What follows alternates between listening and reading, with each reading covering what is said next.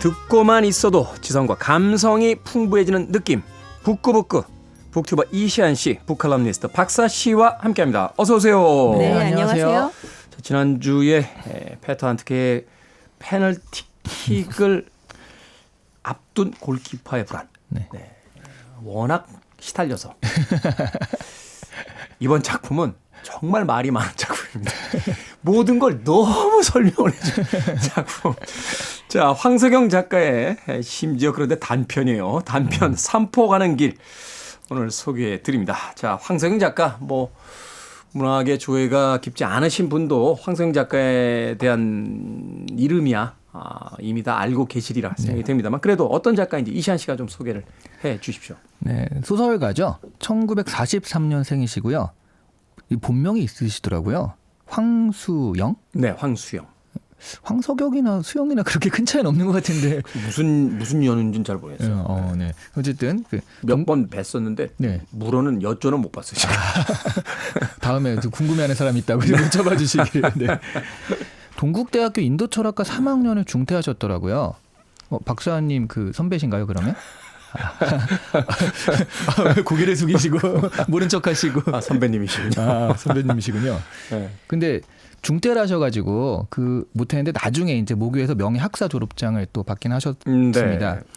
원래 이제 경복 고등학교 재학 시에 입석부군이라는 작품으로 신인문학상에 입선하면서 뭔가 시작을 하는데 그 뒤로 이어지진 않고요. 군복무를 하게 돼요. 베트남에 갔다 오셨죠? 네네. 베트남전에 파병이 됐고 이때 경험을 바탕으로 무기의 그늘이라는 작품을 썼고요. 참 명작이었어요. 상하권 두 권으로 나눠진 네. 책이었는데 학교 다닐 때 본 기억이 납니다.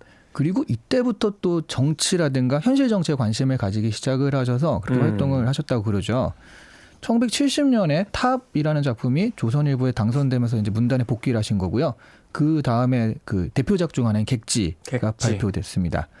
이 작품부터 뭔가 그런 리얼리즘의 바탕을 둔 그 민중적 뭐 그런 거 있죠. 현실 파악이란 입장 뭐 그런 것들, 노동과 생산의 문제, 부와 빈곤의 문제를 사실 예전에 한국 문학에서 뭐 순문학이란 이름으로 그런 걸 잘 안 다뤘었는데 네. 이때부터 좀 본격적으로 다루기 시작하신 분이라고 그러죠. 참여문학과는 또 다른 어떤 형태로서 그 문학에서의 작가의 시점이 어디에 있어야 되느냐 이걸 네. 또 명확하게 또 하셨던 또 작가님이 네. 또 하시죠. 70년대 이후부터는 또 광주로 내려가서 민주화 운동가로 활동을 하시고요. 그때 뭐 무기의 그늘과 장길상 같은 경우도 그때 많이 이제 집필이 됐고 발표는 80년대에 됐지만 그걸 바탕으로 집필이 많이 됐다고 그럽니다. 그리고 사실 이분은 또 유명한 게 또 북한에 갔다 오신 북에 갔다 오신 뒤에 독일에 가 계셨나요? 그러다 결국 이제 네. 자진해서 네. 국내로 들어오셔서 이제 옥살이를 하셨죠. 네, 테디가 말했듯이 그 요즘 친구들도 아는 게 이런 얘기를 좀 바탕으로 예능에 나와서 많이 얘기를 하셨거든요. 아, 나 저 사람 알아 이런 식으로 요즘 친구들도 알더라고요. 그리고 더 재밌는 건 2020년에도 신간을 발표해요.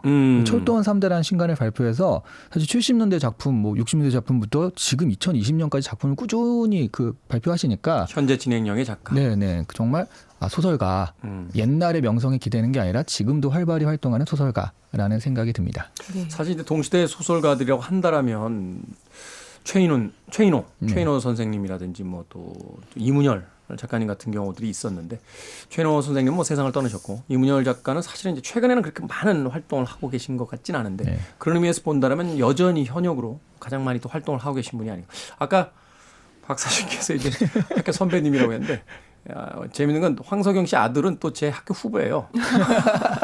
아 역시 대한민국은 학연 사회. 네, 저는 근데 정말 잊혀지지가 않는 게 제가 고등학교 때 그 이분이 쓰신 그 죽음을 넘어 시대의 어둠을 넘어 네. 그거를 수업 시간에 책상 밑에 놓고 보다가 진짜 대성통곡을 한 적이 있었거든요. 수업 시간에. 수업 시간에 네. 선생님이 너무 황당하게 쳐다보시던 게 갑자기 수업하는데 애가 우니까. 그렇죠. 내 강의가 그렇게 감동적이야?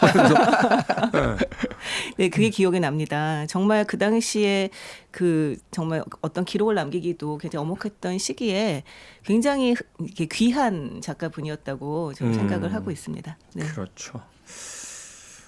바로 그런 황석영 작가의 작품 중에서 오늘 삼포 가는 길 읽어봅니다. 줄거리 어떻게 됩니까? 아, 줄거리요. 아, 줄거리가 이게 단편 소설이에요. 단편 네. 소설인데 줄거리 설명하다 보면 단편 소설의 반 정도 분량되지 않을까. 약간 이런 생각도 드는데요. 읽어보시면 될 걸 굳이 줄거리 설명해야 될까? 막 약간 이런 생각이 들 정도로. 그래도요. 네, 네. 그런 내용이지만 뭐 말씀드리겠습니다. 이 공사장에서 일하던 그 영달은 이 하숙을 치던 청주댁과 바람을 피우다가 남편에게 걸려서 아주 급하게 도망을 치게 됩니다. 네. 이제 그러다가 이 삼포로 간다는 정가를 만나요. 그래서 같이 동행을 하게 됩니다. 이 정가는 고향이라서 간다라고 하는데요. 뭐 딱히 뭐 갈 곳이 없었던 정처가 없었던 영달은 뭐 말동무라도 있으면 좋지 뭐 이런 마음으로 그를 따라가게 됩니다. 네. 이 가던 길에 그들은 이제 도망치는 술집 여자인 백화를 만납니다. 백화. 처음에는 백화를 잡으려던 주점에 이제 넘기고 돈이나 벌까라고 했는데 결국은 그냥 동행을 하게 되죠. 이 같이 길을 가는 그 짧은 사이에 영달과 백화는 서로 정이 들게 돼요. 이 정가는 뭐 좋은 여자 같은데 둘이 같이 가라라고 이제 권하지만 영달은 비상금을 털어서 백화의 기차표를 사서 이제 보내줍니다. 이 영달과 정가는 원래 계획대로 삼포로 향하는데요. 우연히 기차역에서 그 최근 삼포의 상황을 알게 돼요. 이 10년 전만 해도 아주 한적한 시골이었던 곳인데 요즘 개발 붐이 불었다는 걸 알게 되죠. 네. 이 영달은 거기가 완전히 공사판이 됐다 이 얘기를 듣고 거기 가서 공사장 일이나 잡으면 되겠다라고 생각을 하지만 정가는 자신이 고향을 잃었다라고 하는 것을 실감을 하면서 끝이 납니다. 네. 사실은 뭐 앞서서 지난주에 읽었던 페터 한티케이의 작품보다는 굉장히 그 친절한 작품이다라고 하지만 역시나 그다지 큰 어떤 사건들이 벌어지지 않는다는 측면에 있어서는 네. 이 황석영 작가의 산포가는 길도 그리 만만치는 않습니다. 심지어 이제 단편이라고 우리가 생각을 하면 단편은 원래 우리가 학교 다닐 때 배울 때 뭔가 인상적인 사건이 하나 있어서 꽁트라든지 이런 형태의 어떤 뭐 그렇게 이제 쓰여져야 된다라고 배웠던 기억도 나거든요. 네. 그렇게 본다면 지나치게 심심한 작품이 아닌가.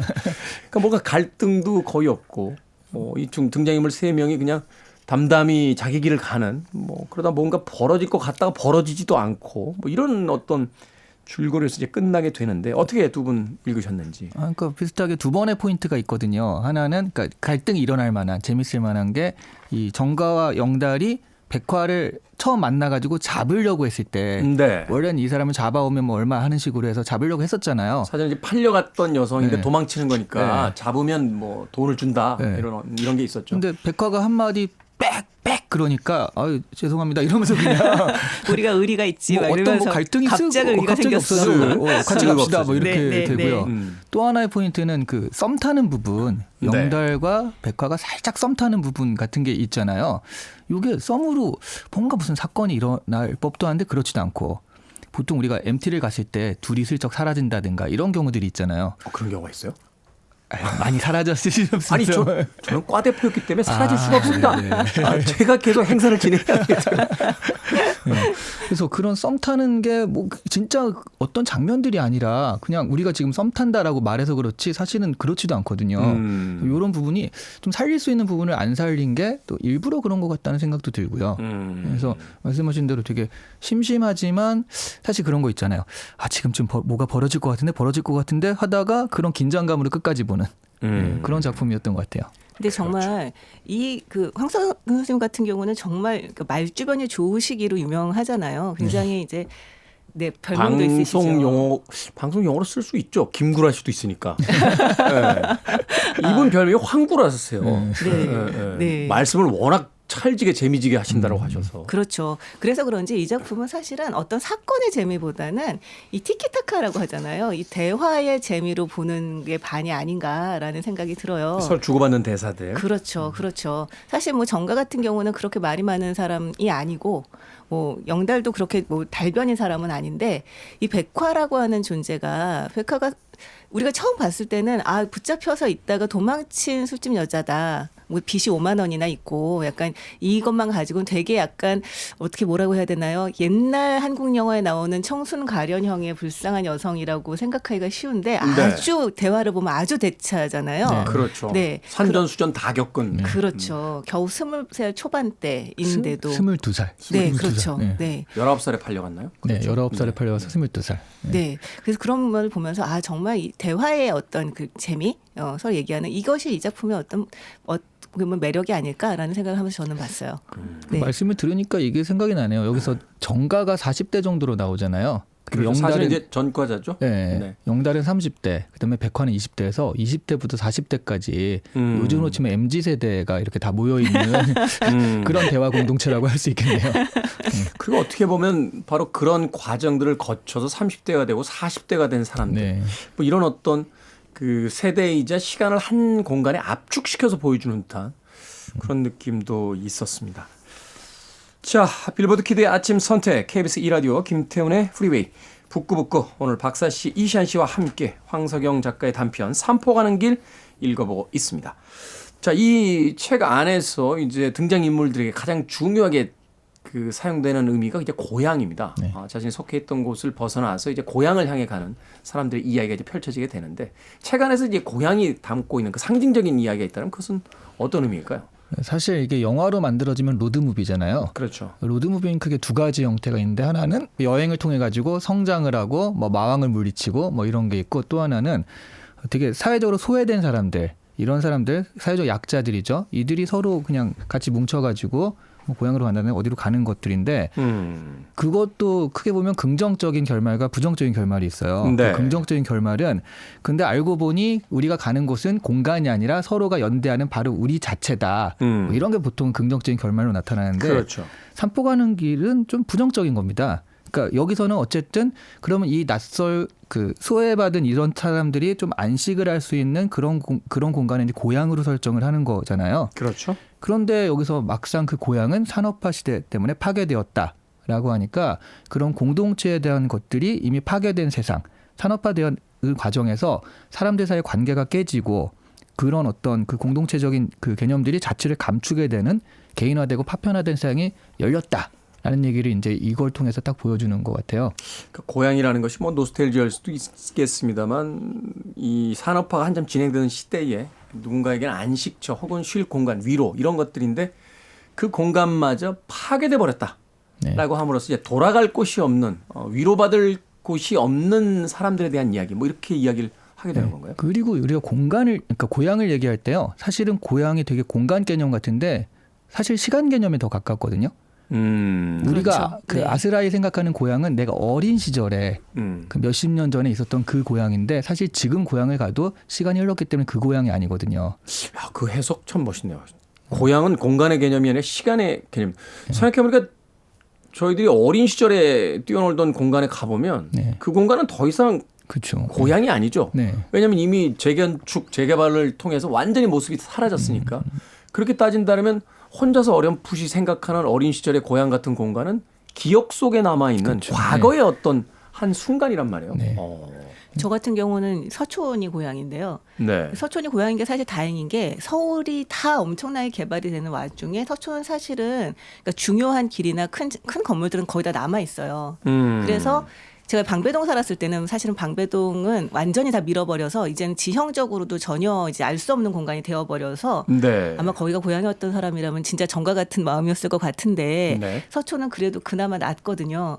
근데 제가 다시 서촌에 돌아가서 살면서 말씀하신 것처럼 정말 모든 것들은 남아있지만 사실 내가 어렸을 때 살던 그곳은 또 아닌 거죠. 그렇죠. 거기서 때 새로운 일들, 경험들이나 기억들이 쌓일지언정 그 시대로 돌아갈 수는 없는 거죠. 네. 그리고 사실 뭐 시골 떠나오신 분이 시골로 돌아가면 고향에 돌아갔지만 제일 먼저 하는 거는 어린 시절 친구를 찾는 거잖아요. 그렇죠. 네. 예, 누구는 어디 갔다 했는데 한 명 정도 남아 있고 네. 그 친구한테 야, 그 여기 어떻게 지냈니? 뭐 이런 거 물어보고 사실 이거는 고향이라기보다는 자기가 어린 시절을 보냈던 그 기억과 추억을 찾는 거에 더 가깝습니다. 그러네요. 예, 그러다 보면 여기서도 고향을 찾아가지만 이거 자체가 이미 이루어질 수 없는 이 사람들이 원하는 방향으로 획득될 수 없는 그런 좀 불행한 결말이 예정되어 있는 거죠. 네.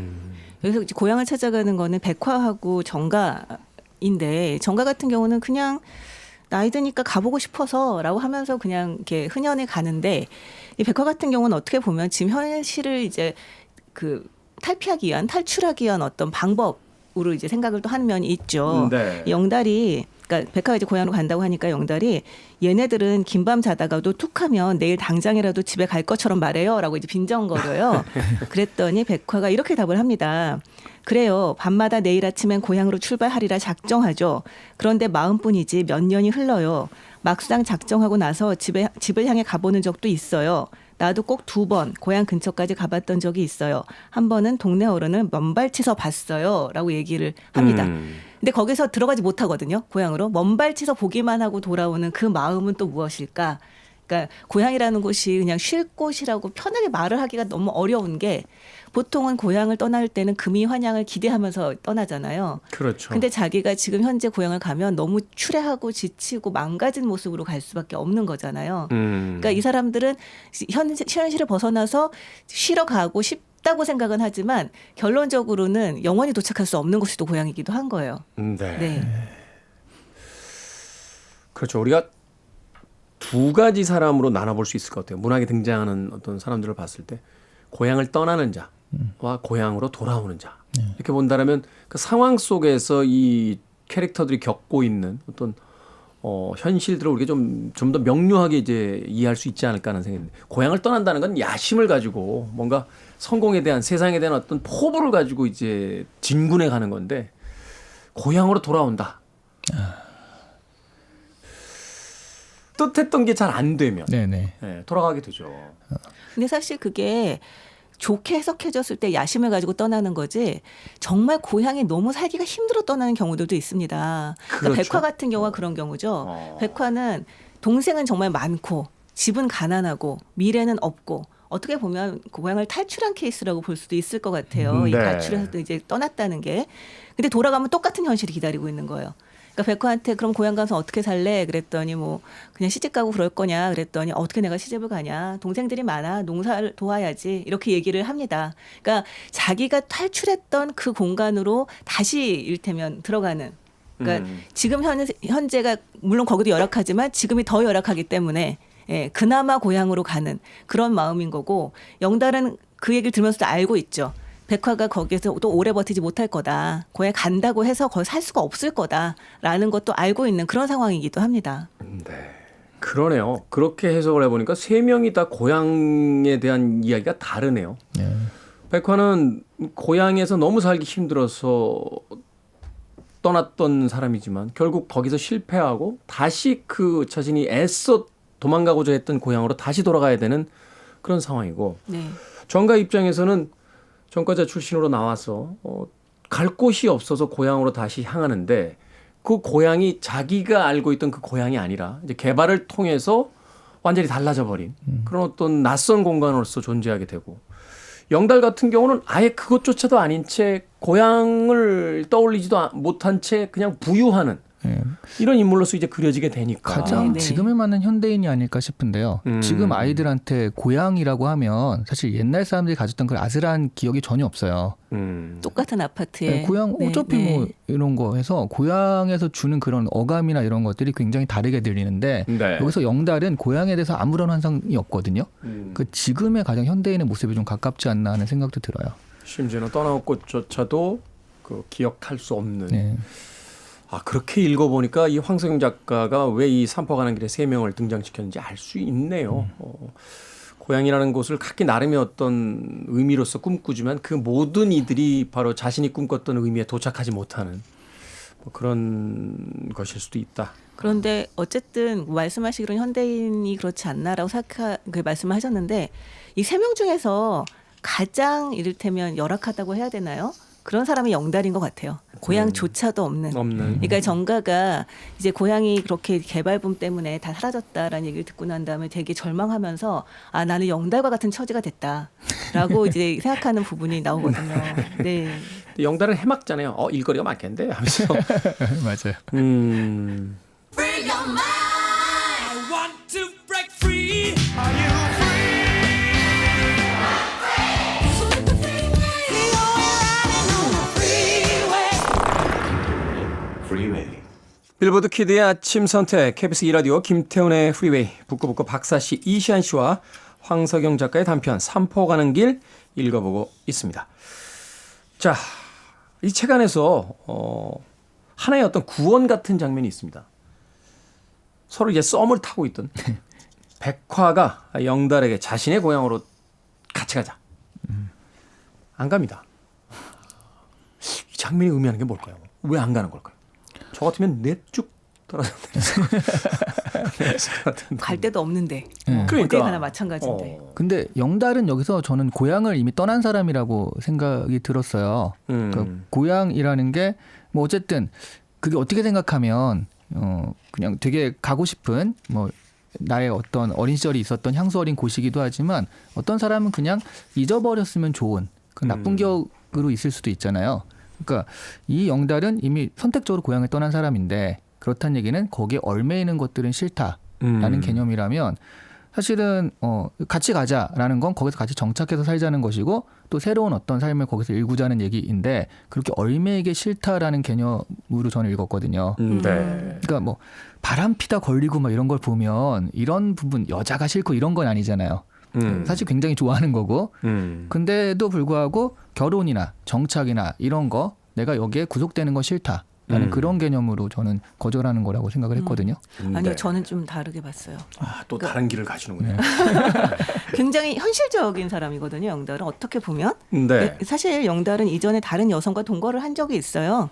근데 이제 둘이 굉장히 나름대로 잘 살았는데 영달이 실직을 하고 너무 돈이 없으니까 그 여자가 돈을 모아보겠다고 도시로 식모살이를 하러 갑니다. 그러면서 둘이 이제 헤어지게 돼요. 이제 네. 같이 이제 멀리 떨어져 살게 되면서 그래서 영달은 내가 능력이 없다라는 걸 너무 뼈저리 내가 능력이 없으면 결국은 이렇게 같이 있어도 사실은 행복할 수가 없다라는 걸 알고 있는 거죠. 사람들이 떠나간다라는 걸 경험적으로 이제 체득한 사람이라는 거죠. 네, 네. 그래서 백화를 건사하기가 부담스럽고 백화가 자신의 고향에서 일자리 주선해주겠다고 하지만 아까도 말씀드렸듯이 백화가 고향에 오래 붙어 살 사람이 아닌 것은 영달의 눈에도 뻔한 거죠. 네. 그렇기 때문에 영달이 생각하기에 지금은 사실 마음도 가고 정도 가고 자기도 굳이 갈 데는 없지만 이 관계의 끝이 너무 분명하게 보이기 때문에 그냥 너라도 좀 더 자유롭게 살아라라고 보낸 게 아닐까 저는 그렇게 봤어요. 한편으로는 그러니까 상처받을까봐 사람과의 관계를 거리를 두게 되는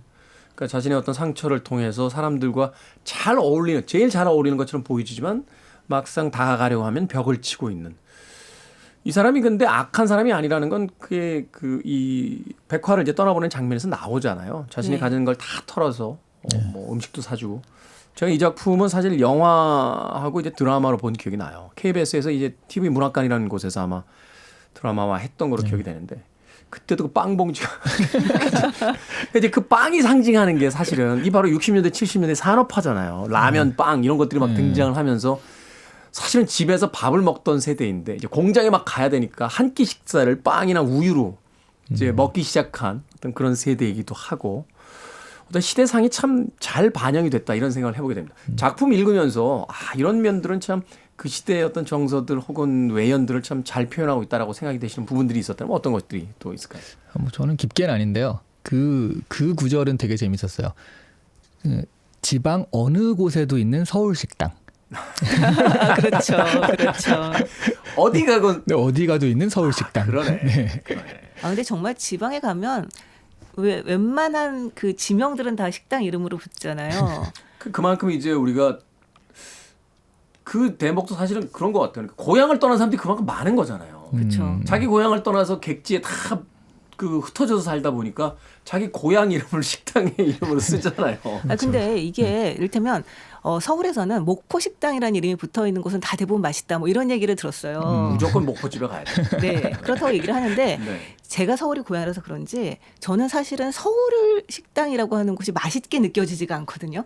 그러니까 목포 식당 그러면 맛있겠다 이런 생각이 드는데 네. 서울 식당 이러면 아무리 지방에 가서 서울 식당을 만나도 괜히 향수도 전혀 작되지 않고 맛있을 것 같다는 느낌도 들지 않아요. 요 의견은 박사 씨의 개인적 개인적인. 그런가요? 서울과 지방에서 서울집을 하고 계신 분들의 오해가 없도록 저는 서울집이 제일 맛있습니다. 아 그렇습니까? 고향이 서울이기 때문에. 그리고 지방에서 그 맛있는 음식점은 다 서울로 올라오거든요. 맛만 따지면 사실 서울 식당들이 맛있어요. 이 이야기도 이시안 씨의 개인적 의견이죠. 네, KBS의 공식인 건 아무 상관이 없습니다.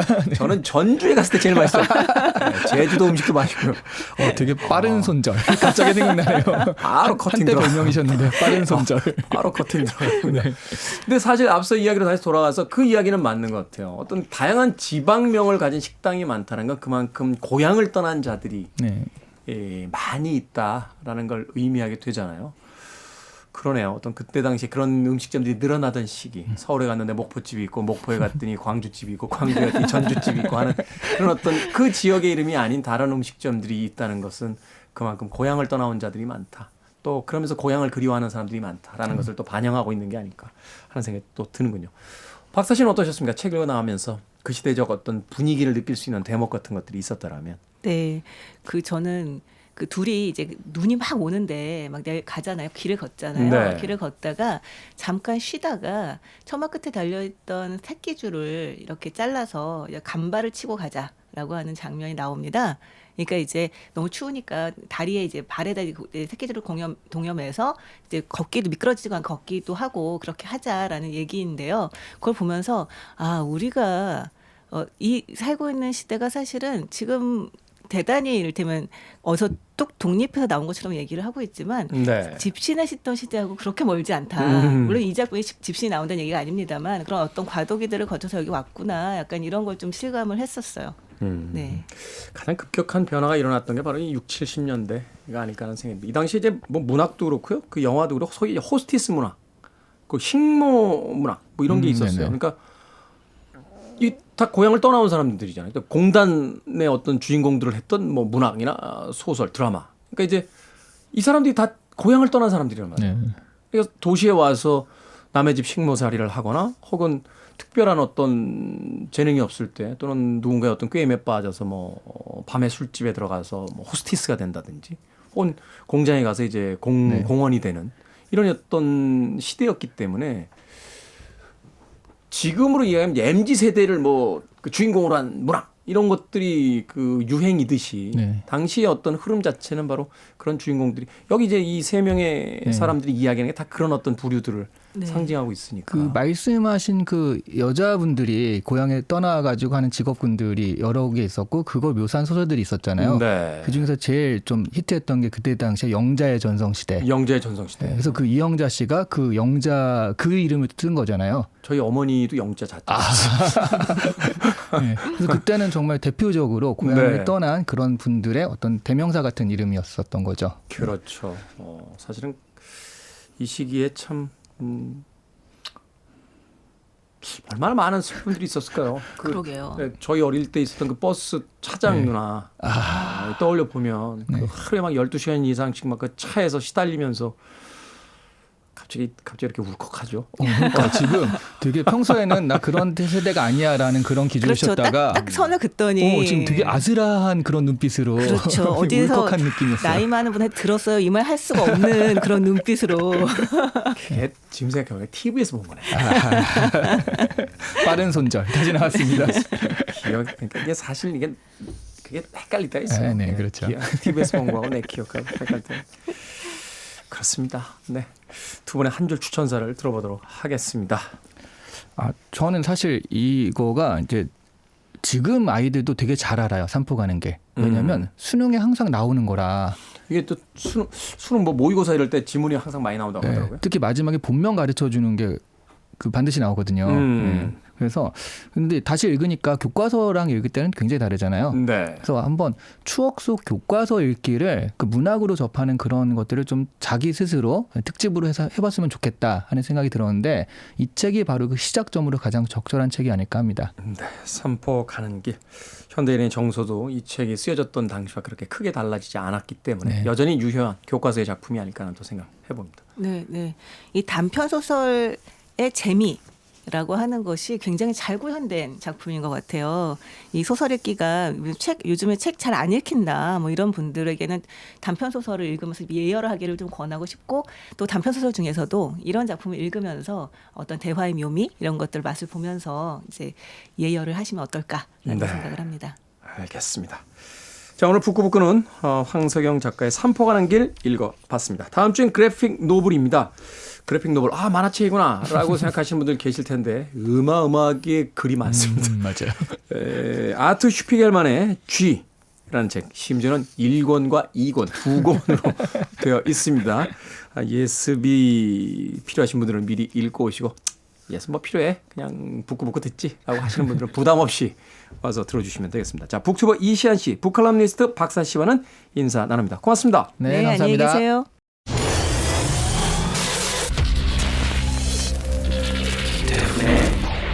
Freeway.